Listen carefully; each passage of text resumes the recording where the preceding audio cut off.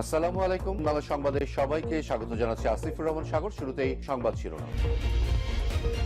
বাংলাদেশের সর্বশেষ গুরুত্বপূর্ণ আপডেট সংবাদে আপনাকে স্বাগত। শুরুতেই সংবাদ শিরোনাম, পরে বিস্তারিত। প্রথমেই জানাবো আমাদের হাতে থাকা সর্বশেষ গুরুত্বপূর্ণ সবথেকে তাজা আপডেট সংবাদ। বিএনপি প্রার্থীর গণসংযোগে গুলিবিদ্ধ যুবকের মৃত্যু।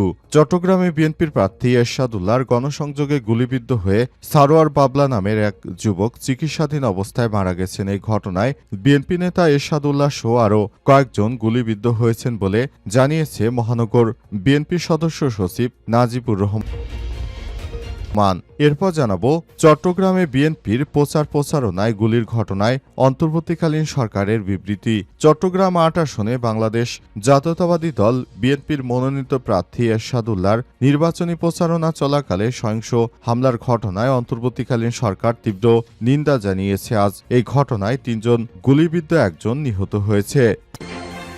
এদিকে জুলাই যোদ্ধারা গণমাধ্যমে যুক্ত হলে গুণগত পরিবর্তন আসবে বললেন মাহফুজ আলম। জুলাই যোদ্ধা এবং গণ অভ্যুত্থানে অংশগ্রহণকারীরা মিডিয়া ইকোসিস্টেমে যুক্ত হলে মিডিয়ার গুণগত পরিবর্তন আসবে বলে মন্তব্য করেছেন তথ্য ও সম্প্রচার উপদেষ্টা মাহফুজ আলম।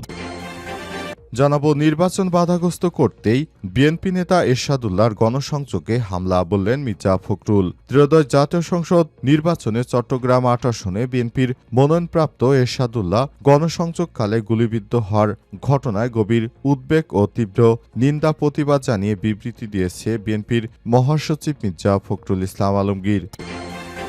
এবং সর্বশেষ জানাবো নির্বাচন হলে দেশে স্থিতিশীলতা আসবে, সেনাবাহিনী ক্যান্টনমেন্টে ফিরে যাবে।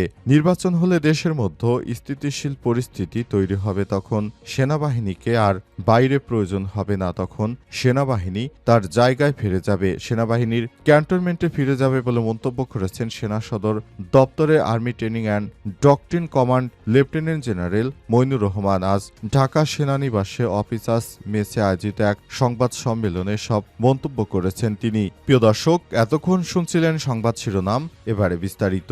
তবে তার আগে বন্ধুরা অনুরোধ থাকবে এই সংবাদটিতে একটি লাইক দিন।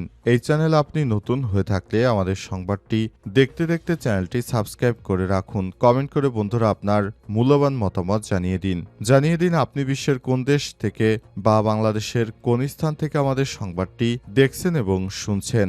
এবারে বিস্তারিত। আর বন্ধুরা সংবাদটি আপনার সোশ্যাল মিডিয়া ফেসবুকে শেয়ার করে বন্ধুদেরও দেখার সুযোগ করে দিন। এবারে বিস্তারিত। বিএনপি প্রার্থীর গণসংযোগে গুলিবিদ্ধ যুবকের মৃত্যু।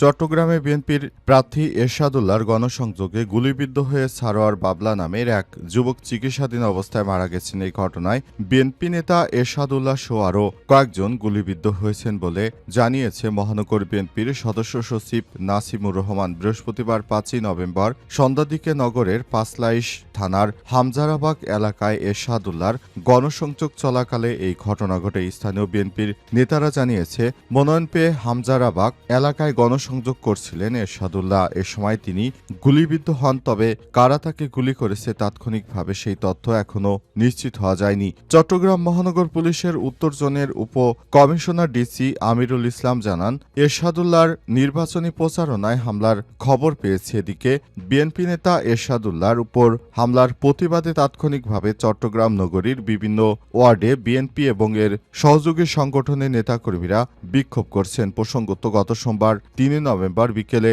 গুলশানে বিএনপি চেয়ারপারসন বেগম খালেদা জিয়ার কার্যালয়ে আসন্ন জাতীয় সংসদ নির্বাচনে চট্টগ্রাম ৮ আসনে বিএনপির প্রার্থী হিসেবে এরশাদুল্লাহর নাম ঘোষণা করেন দলটির মহাসচিব মির্জা ফখরুল ইসলাম আলমগীর। এরপরই বিএনপির নেতাকর্মীদের মধ্যে উত্তেজনা ছড়িয়ে পড়ে। তারা দেশের বিভিন্ন জায়গায় যেসব নেতাকর্মীদেরকে মনোনয়ন দেওয়া হয়নি সেসব নেতাকর্মীরা তার কর্মী সমর্থকদেরকে নিয়ে তারা বিক্ষোভ মিছিল করছেন। তবে বিএনপির পক্ষ থেকে বলা হয়েছে যাদেরকে মনোনয়ন দেওয়া হয়নি তাদের ব্যাপারে দল এমন কিছু সিদ্ধান্ত নেবে যাতে করে তাদের এসব বিষয়গুলো পুষিয়ে যায়। কিন্তু যারা মনোনয়ন পায়নি তারা বলছে তারা এসব বিষয় মানবে না। তারা অন্তর্বর্তীকালীন সরকারের প্রধান উপদেষ্টা প্রফেসর ডক্টর মোহাম্মদ ইউনূসের সরকারের দৃষ্টি আকর্ষণ করছে। তারা জানিয়েছে বিষয়গুলো আমরা গুরুত্ব সহকারে দেখছি, তবে এই বিষয়গুলো আমরা কোনোভাবেই মেনে নিতে পারি না, কারণ দলের জন্য এত এতদিন ধরে আমরা সব ধরনের বাধা অতিক্রম করে নতুন বাংলাদেশ গড়ে তোলার জন্য কাজ করেছি। এখন দল যদি আমাদের সঠিক সময়ে মূল্যায়ন না করে তাহলে এই বিষয়টি আমাদের জন্য অত্যন্ত দুঃখজনক হয়ে দাঁড়াবে।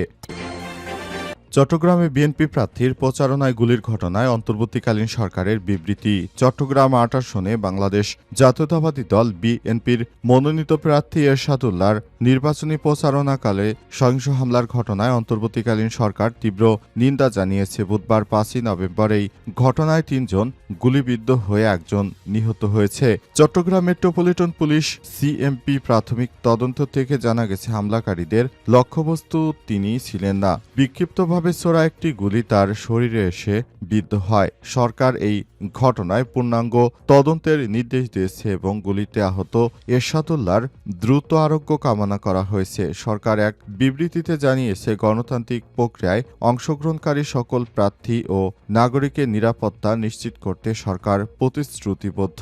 সহিংসতা ও ভীতি প্রদর্শনে বাংলাদেশের রাজনীতি সংস্কৃতিতে গ্রহণযোগ্য নয়। প্রধান উপদেষ্টা প্রফেসর ডক্টর ইউনূস ইতিমধ্যেই নিরাপত্তা বাহিনীকে দ্রুত সময়ের মধ্যে হামলাকারীদের শনাক্ত, গ্রেপ্তার ও বিচারের আওতায় আনার নির্দেশ দিয়েছেন। একই সঙ্গে সিএমপি হামলাকারীদের গ্রেপ্তারের অভিযান শুরু করেছে বলে নিশ্চিত করেছেন। এছাড়াও অন্তর্বর্তীকালীন সরকার সকল রাজনৈতিক দল ও তাদের সমর্থকদের শান্ত ও সংযত থাকার আহ্বান জানিয়েছে, যাতে ফেব্রুয়ারিতে অনুষ্ঠিত জাতীয় নির্বাচন শান্তিপূর্ণ ও মর্যাদাপূর্ণ এবং ন্যায্য পরিবেশে সম্পন্ন হয়। সরকার জানিয়েছে, সারা দেশে অবাধ, সুষ্ঠু ও গ্রহণযোগ্য উৎসবমুখর নির্বাচনের আয়োজনের জন্য নিরাপত্তা ও শান্তিপূর্ণ পরিবেশ নিশ্চিত করতে প্রয়োজনীয় সব ব্যবস্থা নেওয়া হবে। জুলাই যোদ্ধারা গণমাধ্যমে যুক্ত হলেও গুণগত পরিবর্তন আসবে বললেন মাহফুজ আলম। জুলাই যোদ্ধা এবং গণ অভ্যুত্থানে অংশগ্রহণকারীরা মিডিয়া ইকোসিস্টেমে যুক্ত হলে মিডিয়ায় গুণগত পরিবর্তন আসবে বলে মন্তব্য করেছেন তথ্য সম্প্রচার উপদেষ্টা মাহফুজ আলম। বুধবার ৫ই নভেম্বর জাতীয় গণমাধ্যম ইনস্টিটিউটে জুলাই যোদ্ধাদের জন্য অনুসন্ধানী সাংবাদিকতা প্রশিক্ষণ এর সমাপনী ও সনদপত্র বিতরণ অনুষ্ঠানে সব কথা বলেন তিনি। মাহফুজ আলম বলেছেন, দেশের সাথে জুলাই যোদ্ধাদের মিডিয়া ইকোসিস্টেমে আসা প্রয়োজন। মিডিয়া ইকোসিস্টেমে ইতিবাচক পরিবর্তনের জন্য জুলাই যোদ্ধাদের চ্যালেঞ্জ গ্রহণ করতে হবে এবং মিডিয়ায় আওয়ামী লীগের লোকেরা বসে আছে, তাদের হয়তো খালি চোখে দেখা যাচ্ছে না। মিডিয়ায় দ্বিতীয় বা তৃতীয় লেয়ার সবাই মোটামুটি আওয়ামী লীগের অনুসারী, তাই এসব অনুসারীদের বিষয়টি নিয়ে অবশ্যই সরকার সিদ্ধান্ত নেবে, যাতে করে ভবিষ্যতে আর এসব লেয়ারগুলোতে আওয়ামী লীগের দোসরেরা আর থাকতে না পারে। এসব দোসররা মূলত মিডিয়ায় বিকৃতভাবে প্রচার করে জুলাই যোদ্ধাদেরকে নানাভাবে হয়রানি এবং তাদেরকে হেয় প্রতিপন্ন করার নানাভাবে ষড়যন্ত্র করছে, কিন্তু আমরা এই বিষয়টি হতে দেব না। অন্তর্বর্তীকালীন সরকারের প্রধান উপদেষ্টার নির্দেশনা অনুযায়ী এবার সব জায়গাতেই পরিবর্তন দরকার। সে অনুযায়ী উপদেষ্টা পরিষদ থেকে সিদ্ধান্ত গ্রহণ করা হয়েছে। আগামীতে নতুন বাংলাদেশ গড়ে তোলার জন্য আমাদের একসঙ্গে মিলেমিশে রাষ্ট্রের প্রধান কাঠামোগুলোতে সংস্কার আনতে হবে। রাষ্ট্রে যেসব গুরুত্বপূর্ণ ইস্যু রয়েছে সেসব ইস্যুতে একনায়কতান্ত্রিক কোনো ব্যক্তিকে রাখা যাবে না। সেখানে বহুতাত্ত্বিক মতবাদের অনুসারী যারাই রয়েছেন তাদের ব্যাপারে সিদ্ধান্ত গ্রহণ করা হবে।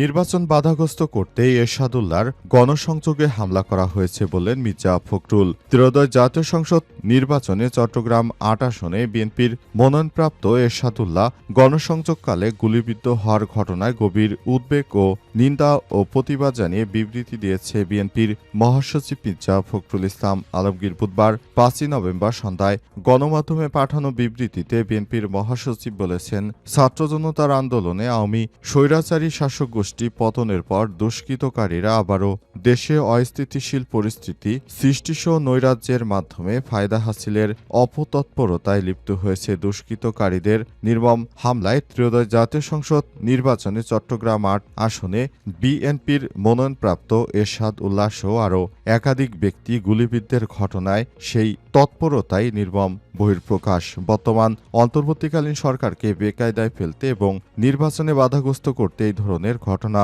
ঘটানো হয়েছে উল্লেখ করে তিনি আরও বলেছেন, দুষ্কৃতকারীদের কঠোরহস্তে দমনের বিকল্প নেই। গণমাধ্যম, গণতন্ত্র ও মানুষের ভোটের অধিকার প্রতিষ্ঠা সহ দেশের মানুষের জানমাল রক্ষায় দলমত নির্বিশেষে সব শ্রেণী পেশার মানুষকে ঐক্যবদ্ধভাবে রাখতে হবে, নইলে ওৎ পেতে থাকা দুষ্কৃতকারীরা মাথাছাড়া দিয়ে দেশের অস্তিত্ব বিপন্ন করতে মরিয়া হয়ে উঠবে।